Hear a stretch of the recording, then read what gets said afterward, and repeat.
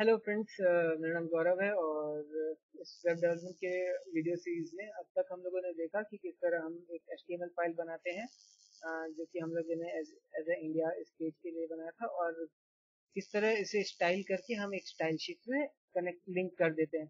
ठीक है, तो इस तरह हमने अपने HTML प्रोजेक्ट से हमारे CSS प्रोजेक्ट को लिंक करके हम अपनी स्ट्रेटजी से उसे अलग कर लिया।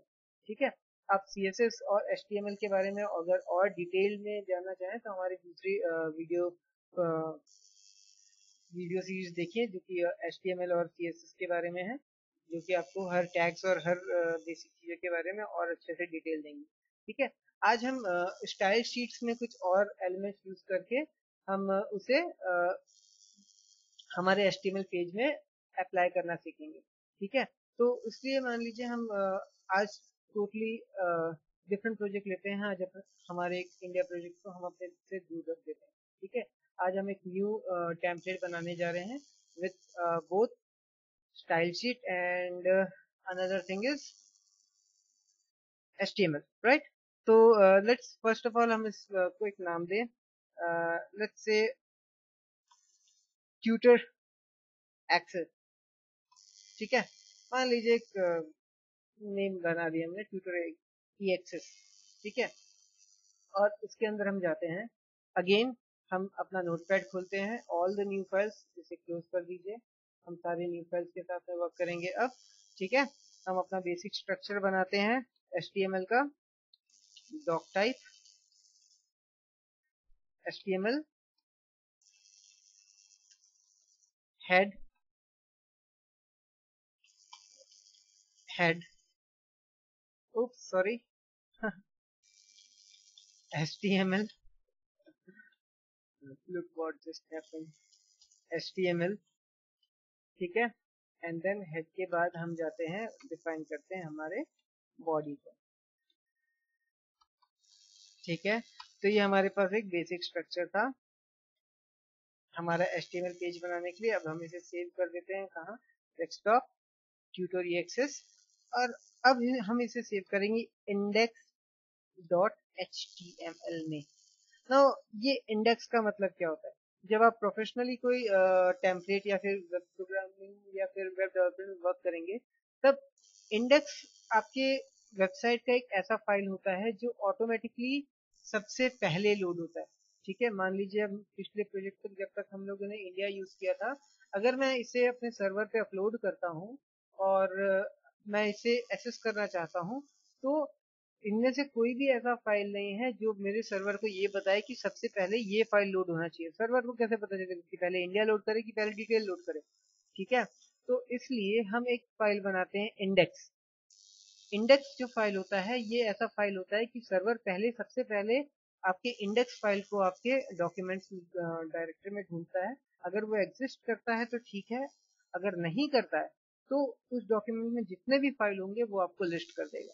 ठीक है, आगे किसी ट्यूटोरियल में आप ये देख सकते हैं जब हम सर्वर का यूज करने जाएंगे।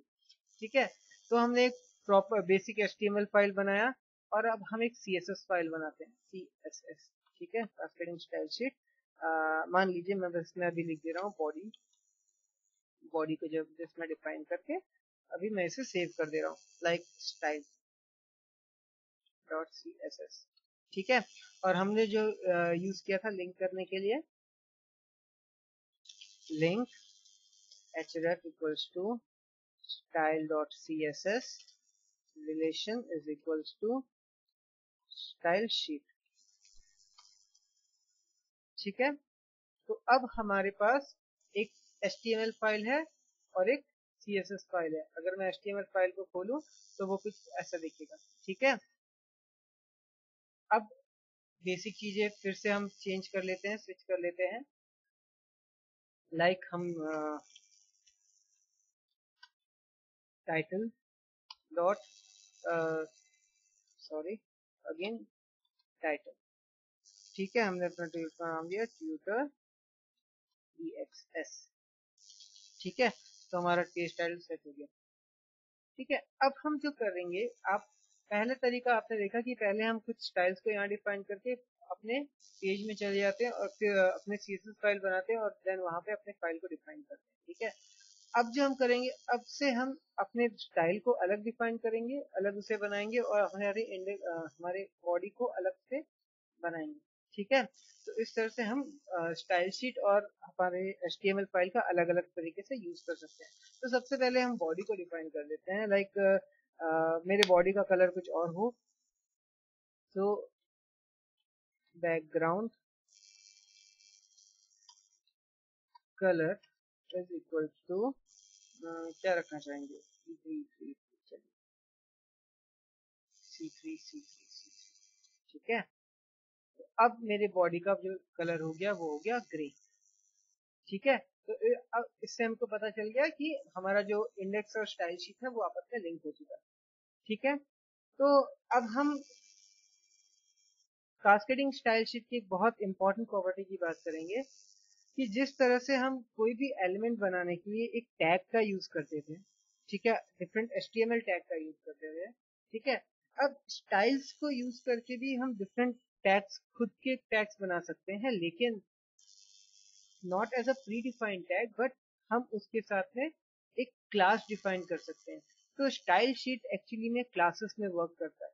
ठीक है, हम स्टाइल शीट में डिफरेंट डिफरेंट हमारे एलिमेंट्स के लिए क्लासेस बनाते हैं।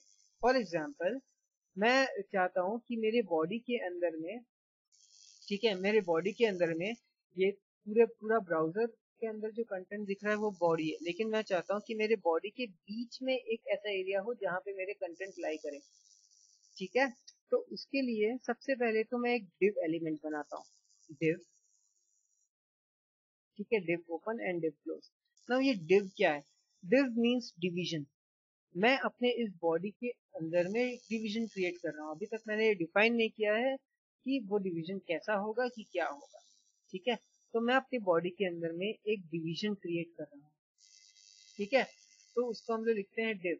बॉडी के अंदर में मैंने एक डिवीजन क्रिएट किया। ठीक है, और इसे हम क्लास दे देते हैं, लाइक क्लास कंटेनर। ठीक है, मैंने एक डिवीजन बनाया, ये डिवीजन अभी कहीं लाइव नहीं करता, ना आपको शो होगा, और मैंने उसका एक क्लास रख दिया कंटेनर नाम। ठीक है, तो अब इस क्लास को जाकर के मैं अपने स्टाइल शीट में एडिट करूंगा। तो क्लास को अगर आपको स्टाइल शीट में एडिट करना है तो आप लिखेंगे डॉट और उस क्लास का नेम कंटेनर। ठीक है, तो इससे मैं एडिट करता हूँ, लाइक मिनिमम विड्थ हमको जो चाहिए वो चाहिए हमें 62% ऑफ द पेज, जितना भी मेरा ब्राउजर हो उसका 62%, या फिर चलिए ले लीजिए 72% ऑफ माई पेज। ठीक है, जितना भी पेज है उसका मेरा चाहिए। बैकग्राउंड कलर जो हो, बैकग्राउंड कलर जो हो, बैकग्राउंड कलर जो हो वो हो मेरा वाइट। ठीक है, for a very good practice आप बॉक्स को एक शेडो दे सकते हैं। शेडो देने के लिए हम लोगों ने पहले यूज किया था ये प्रॉपर्टी, हम लिखते हैं 2px। ये शेडोज की वैल्यूज हैं जो हम उसको देना चाहेंगे। ठीक है, SSS। ठीक है, और अब क्योंकि हमने इस क्लास को स्टाइल में डिफाइन कर दिया, याद रखिए क्लास को हम डिफाइन करते हैं डॉट के बाद से। अगर आप कुछ इस तरह डिफाइन कर रहे हैं तो ये टैग का डेफिनेशन है, ये क्लास का डेफिनेशन है।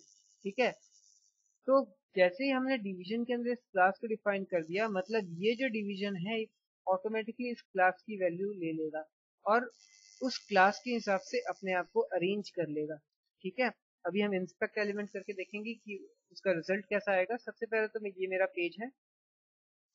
ठीक है, तो इस डिवीजन को शो करने के लिए लेट्स से कि मैं इसमें कुछ एलिमेंट डाल देता हूँ, h1 hello, we can use div now।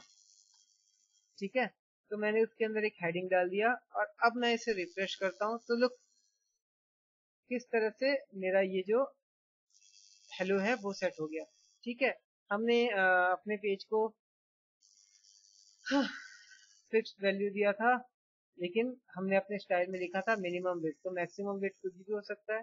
ठीक है, तो मैं इसे कॉपी करता हूँ, सॉरी कंट्रोल Z, और मैक्सिमम विड्थ भी सेट कर देता हूँ,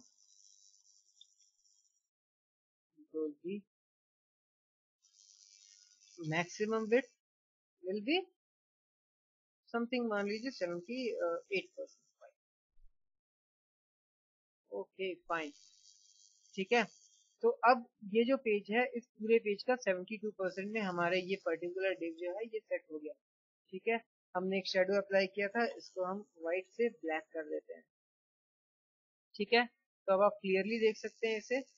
एक और प्रॉपर्टी जो हम यूज करते हैं अपने पेज को रिस्पॉन्सिव बनाने के लिए, क्योंकि मैंने बताया था कि अभी ये जो पेज है ये रिस्पॉन्सिव तो है, लेकिन आप मार्जिन के डिस्ट्रीब्यूशन को अलग अलग देख सकते हैं यहाँ पे। ठीक है, तो इसको रिस्पॉन्सिव बनाने के लिए हम जो यूज करेंगे वो है मार्जिन लेफ्ट 0 ऑटो, या सिंपली आप ऑटो भी यूज कर सकते हैं, ऑटो। और सिमिलरली मार्जिन राइट जो होगा वो भी होगा ऑटो। ठीक है, ओके राइट। ठीक है, तो अब आप देख सकते हैं कि मार्जिन, लेफ्ट मार्जिन और राइट मार्जिन जो है वो दोनों इक्वल है किसी भी समय पे। हमारा जो डिव है वो ऑटोमेटिकली क्या ले रहा है, हमारा जो डिव है वो ऑटोमेटिकली 72 to 78% ऑफ हमारा बॉडी का एरिया घेर रहा है, और हमारी जो मार्जिन है वो इस तरह से ऑटोमेटिकली सेट हो जा रही है। तो इस तरह से हम स्टाइल शीट के अंदर क्लास का यूज करके हम डिफरेंट एलिमेंट्स को डिफरेंट डिव्स के अंदर में अरेंज कर सकते हैं HTML बॉडी के अंदर में। ठीक है, so this is the most important thing in the style sheet। ये बहुत इंपॉर्टेंट है कि आप इसी क्लास को कंटेन करना और उसको एक div के साथ में अरेंज करना चाहिए। इस क्लास में इतना ही, अगले क्लास में हम इस div का और यूज करेंगे, इसके अंदर और एलिमेंट्स करेंगे और हम इसे और अच्छे से डिफाइन करेंगे, और साथ ही में अपने प्रोजेक्ट को अपने अपकमिंग प्रोजेक्ट और वेब एप्लीकेशन को हम आपको बताएंगे और उस पर काम करना शुरू करेंगे। तब तक के लिए happy coding, happy programming, love India and subscribe करना मत भूलिए। Thank you.